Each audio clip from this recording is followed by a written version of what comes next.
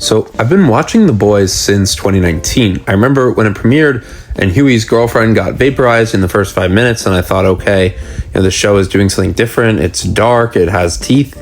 I didn't keep up with it in real time. I caught up in 2023 after everyone lost their minds over the season 3 ending. I watched all 3 seasons back to back. I watched season 4 when it dropped, and now I just finished season 5, the finale titled Blood and Bone, and I need to talk about it. Because it's not terrible. I want to be clear about that. It's not a disaster, but it is a fumble, a real frustrating, you could see exactly where it went wrong kind of fumble. And I think there's actually something interesting in why it doesn't work, because it tells you a lot about the show and where it went wrong, overall. So let's start with the most obvious issues, and it's one critics have been pointing it all out. The Boys season 5 feels small. And I don't just mean emotionally small, I mean physically small, budget level small. Most of the season takes place in interiors, limited exterior shots, limited crowd scenes, and nothing makes that clearer than this finale, which is set almost entirely inside the White House. Now look, the White House is not a small location symbolically. Homelander as president giving an Easter address to the nation using psychics to identify and kill anyone who doesn't believe in him on, paper, that is an enormous, terrifying premise. That is the full authoritarian endgame that this show has been building towards. But the execution, it's a handful of people in hallways and an Oval Office fight scene.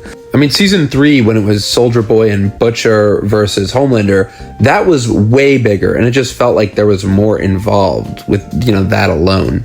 It's just so rushed for a finale. And, in this final episode, they introduced this tech billionaire character who's clearly positioned as an Elon Musk stand-in, a figure who was supposed to represent the corporate fascist machine backing Homelander.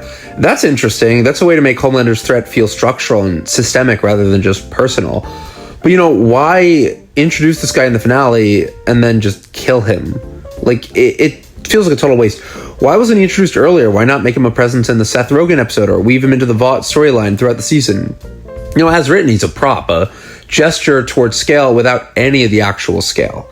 And, this connects to a bigger issue with where Homelander ended up as a character. And I want to be careful here because, Anthony Starr is great in this role. The show always has been sharp about what Homelander represents. This bottomless well of need, this man-baby with nuclear capabilities, this guy who kills someone the moment they stop applauding.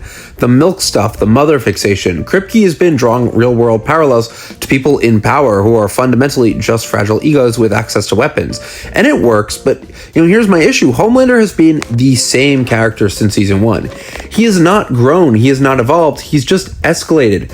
Every season is another tantrum, another public murder, another moment of him reacting badly when things don't go his way. And I get the argument, that's the point.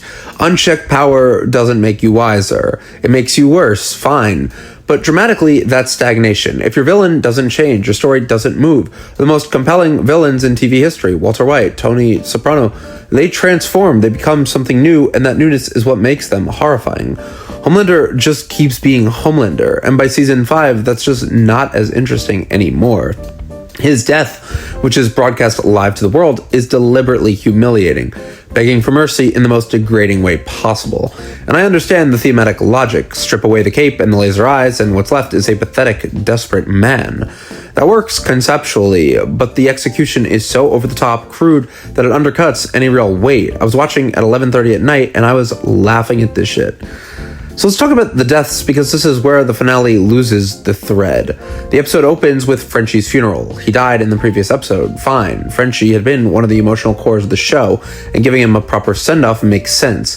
But here's the issue. His death and his funeral are so close to everything else happening that nothing lands with the weight it deserves. The Deep dies in this episode, and Oh Father also dies in this episode. And then Butcher dies, and that's 3 deaths, 4 counting Frenchie a week prior, 5 including Homelander.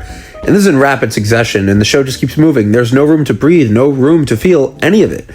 My argument is that the Deep should have died in the episode before this one. His death here, killed by sea animals right in the middle of the Homelander confrontation, is intercut in a way that's just distracting.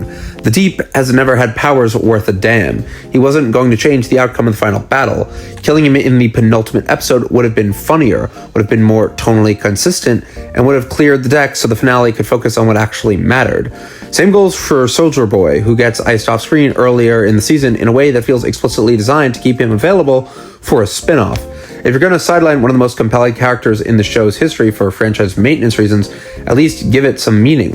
What did that cost the story?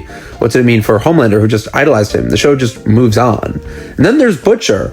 Butcher's death is the finale's most emotionally ambitious beat, and also its most contrived. And this is based on the comics, so I get people are going to say this really happened. But just hear me out, because I think in a TV show, you need to space things differently. After Homelander's killed, Butcher, no longer Soup, but still in possession of the Soup-killing virus, quietly slips away to Vought Tower to unleash it on the remaining Soups as one final act of vengeance. And this is all after he comes home and he finds his dog Terror dead. That's sad, but there's so much happening that for this to be this emotional, push for Butcher, it's there's so much going on, and this is the finale. So, and then, Huey follows him. They have confrontation in the boardroom. Butcher almost seems to have expected this. Huey suggests that, Butcher kept him around all these years specifically because he knew Huey would be the one to stop him. He says, "I'm your Canary, your Kessler, your Lenny." And look, the of mice and men parallel is actually well observed, and the scene is well acted. Carl Urban and Jack Quaid have always been the emotional engine of this show, and that doesn't fail them here. But it's the construction of it. It's so theatrical, so artificially arranged. They have to conveniently meet at this tower so Butcher can explain his plan, and Huey can say, "Don't do it," and then get shot. It's written like a stage play. Two people in a room spelling out their motivations. The show has never been subtle, but this is a different kind of unsubtle. This is rushed. You can feel the writers trying to land a meaningful beat without having done the legwork earlier in the season to earn it. And they have two funerals, two in the same episode. They already opened with another funeral. It's not grief, it's logistical grief management. Because, I want to be fair, some of it did work. The Huey and Starlight ending, I liked it. I really did like that final shot. Huey was always the normal human character, the audience surrogate who watched his girlfriend get vaporized in episode 1 and never fully stopped being scared and overwhelmed by all of it. He gets offered a CIA position by the president, who, by the way, is absent for all the season and then just returns okay. And it turns out, he's hanging out with Annie. They're working in a record shop. It's optimistic in a way the show almost never allows itself to be. And that last shot, the last image of Huey watching Starlight, a superhero who chose love and normalcy over power, I was watching at 11:30 at night, having spent an hour being mildly disappointed. And that shot actually did make me think okay, it's good. And they played Piano Man. Because I've been watching this show for 7 years, and Huey getting a quiet, happy ending after everything, I think that is a good ending. Sister Sage walking off into the sunset after getting her powers wiped, happy, finally just being a regular person. I understood that. It wasn't thrilling, but it tracks. Mother's milk is wasted. Ashley kind of just wanders off. A lot of characters get non-endings, but Huey and Annie, they stuck the landing. So, here's where I land on The Boys as a whole. Firstly, this joins the pantheon of TV shows who have their finale set in cabins, or at least the penultimate episode. We had Breaking Bad with the Granite State episode. There's the Dexter finale, Remember the Monsters, which has a cabin. Now we have this one, which features a cabin. Overall, though, season 5 just feels like a show that had run out of runway. It didn't run out of ideas, but out of money, out of time, out of the structural competence to execute the ideas they had at the scale they required. The psychic threat, Soups hunting down anyone who doesn't believe in Homelander, is one of the most chilling concepts the show ever came up with, and it basically gets resolved off screen. I don't want to pile on Eric Kripke, the showrunner. He said, landing a series finale, it is hard.